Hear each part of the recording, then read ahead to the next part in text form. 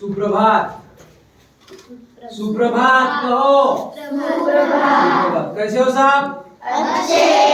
पिछली ताशिका को हम देख रहे थे सपूत। सपूत मतलब अच्छा अच्छा पुत्र। तो किसका पुत्र अच्छा है, किसका खराब है, किसका बुरा है, ये हम देख रहे थे। पिछली ताशिका को देखा था 3 औरतें हैं और उनके 3 बेटे हैं। पहला कौन है? एक विद्वान है, दूसरा पहलवान है और तीसरा कौन है? सीधा साधा भोला भाला किसान है। और दोनों कहती है कि मेरा ही बेटा अच्छा है। उन्हें गर्व है अपने बेटे पर। गांव का नाम क्या था? गांव का नाम फुलेरा। और गांव कैसा?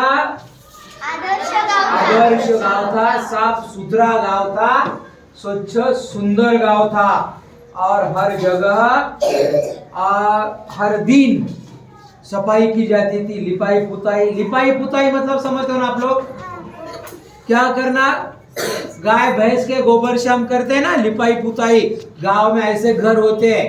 पहले जमाने में ये फर्श नहीं था, सीमेंट के घर नहीं बनते थे, मिट्टी से और ईंटों से घर बनाए जाते थे, पत्थर से घर बनाए जाते थे। और आज हम अगला हिस्सा देखेंगे। गर्व से वह बोली, बहनों सपूत या कपूत जैसा शब्द तो मैं नहीं समझती, पर मेरा लाल मेरे लिए बहुत अच्छा है। वह सीधे साधे स्वभाव का साधारण किसान है।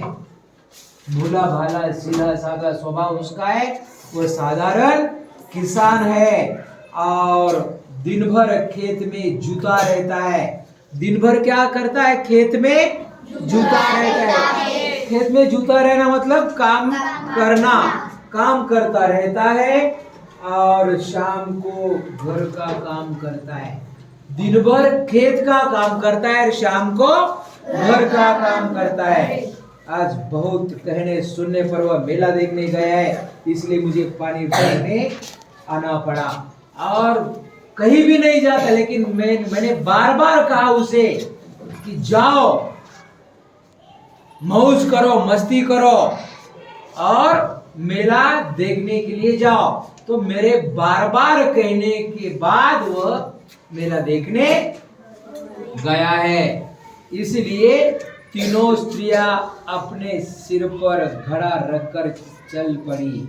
और तीनों स्त्रियां क्या किया? अपने सर पर घड़ा मतलब समझते हो ना?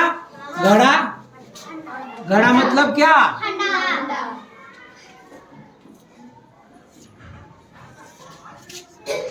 होता है ये, ऐसे भी होता है कभी कभी।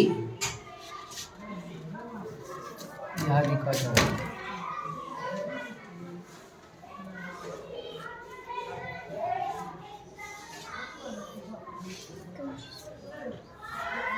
ऐसे भी होता है, पता है ना घड़ा?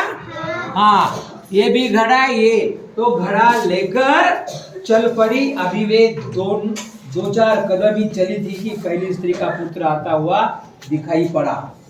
2-4 कदम चली और इतने में पहली स्त्री का पुत्र आता हुआ दिखाई पड़ा। तो देखा कि पहली का बेटा आ रहा था। और उसने कहा, पास आते ही उसने अपनी माँ से कहा, व्याख्यान देने जा रहा हूँ, भोजन वही करूंगा। यह कहकर वह तेजी से चला गया। पहली स्त्री का बेटा विद्वान था ना, पढ़ लिख कर शहर से आया था। और क्या? बड़े बड़े ग्रंथ पढ़ लेता था, आकाश के तारों को देखकर नाम बता देता था। उसने क्या कहा? व्याख्यान देने जा रहा। व्याख्यान मतलब देखो, कल परसों हमारा ये हो गया, क्या हो गया? 10वीं कक्षा को हमने क्या किया? विदा किया छात्रों को, है ना? इस पाठशाला का उन लोगों का आखिरी दिन था।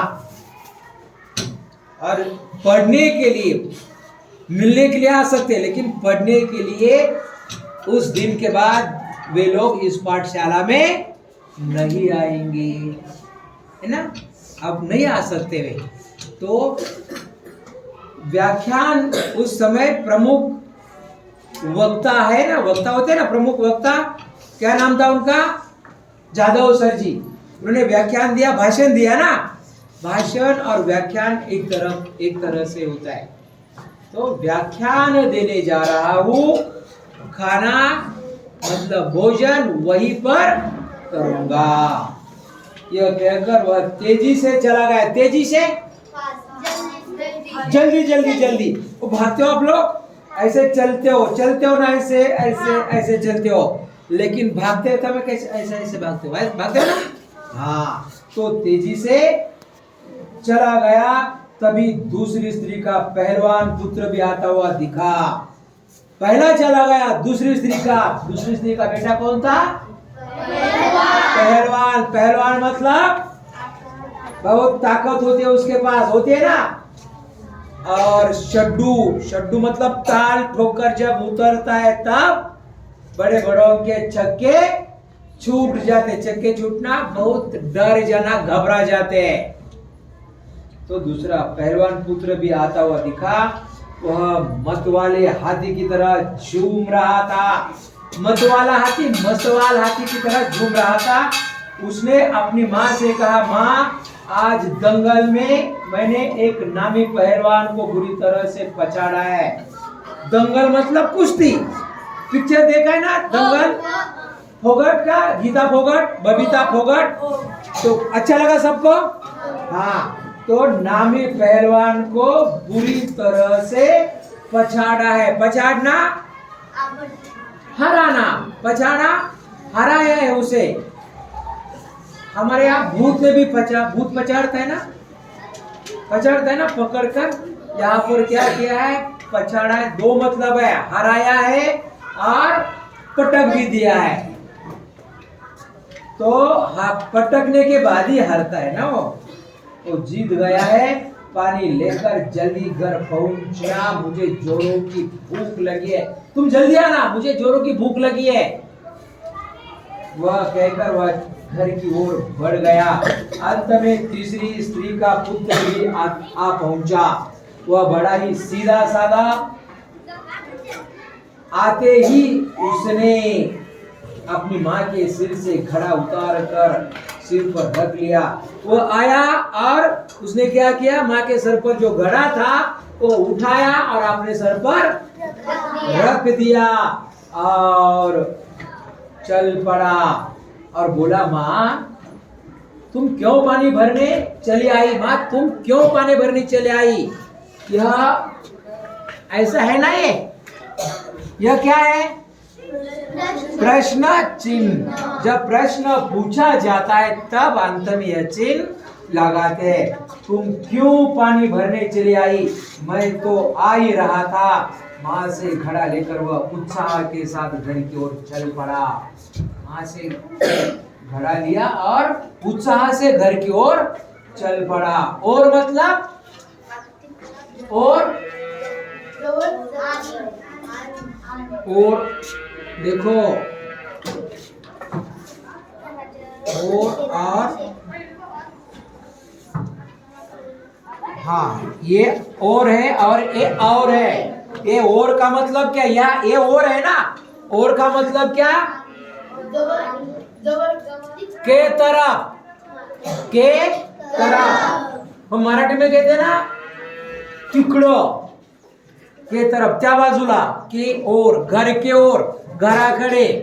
और मतलब आणि, आणखी। तो यह क्या है? और। तो घर की ओर उत्साह के साथ चल पड़ा। यह देखकर अन्य दोनों स्त्रियों का सिर संकोच से झुक गया और दोनों स्त्रियों ने देखा तब उनका सिर संकोच से झुक गया। संकोच मतलब शर्म, कहते हैं ना, शर्म करो। कितनी मस्ती करोगे। माँ कहती है ना, पिताजी भी कहते हैं चल पढ़ाई कर, संकोच शर्म, तो संकोच से झुक गए। झुकना, जब बुरा काम करते तो हमारा सिर संकोच से, शर्म से झुक जाता है, झुक जाता है ना, तो संकोच से झुक गया। उन्हें बोध हो गया था कि कर्तव्य और सेवा के बिना ज्ञान एवं बल अधूरे हैं। क्या बोध हुआ उन्हें? कि कर्तव्य और सेवा के बिना बल और ज्ञान अधूरे हैं। मतलब कर्म करना बहुत जरूरी है, सेवा करना जरूरी है। अगर हम सेवा नहीं करते, काम नहीं करते, तो वह ज्ञान, वह ताकत, वह बल किसी काम का नहीं है। वे समझ गए। दोनों के बेटे नालायक निकले। नालायक निकले ना। नालायक का मतलब क्या है? जो लायक नहीं है वह नालायक है। जिंदगी में कभी नालायक मत बनना, समझ रहे हो? अपने माँ बाप के लिए नालायक मत बनना, दुनिया के लिए, दुनिया की नजर में नालायक मत बनना। इस पाठ से यह सीख मिलती है कि कर्तव्य और सेवा के बिना, सेवा सबकी, अपने माँ बाप की सेवा करो, घर वालों की सेवा करो, गांव की सेवा करो, देश की सेवा करो, पूरे संसार की सेवा करो। हमारे पास जो ताकत है, जो ज्ञान है, उससे समाज का, दुनिया का कल्याण के लिए उसका उपयोग करना, यही हमारे जीवन का मकसद है। और पढ़ाई का मतलब यही है। समझ गए? तो वे ये समझ गए कि सपूत तो तीसरी स्त्री का बेटा ही है। तो आप बनोगे सपूत, सपुत्री भी बनोगे, तो आपके लिए शुभकामनाएं, आपको शुभकामनाएं। तालियां जोरदार सबके लिए। सवाल जवाब लिखना, ठीक है, रुकते हैं।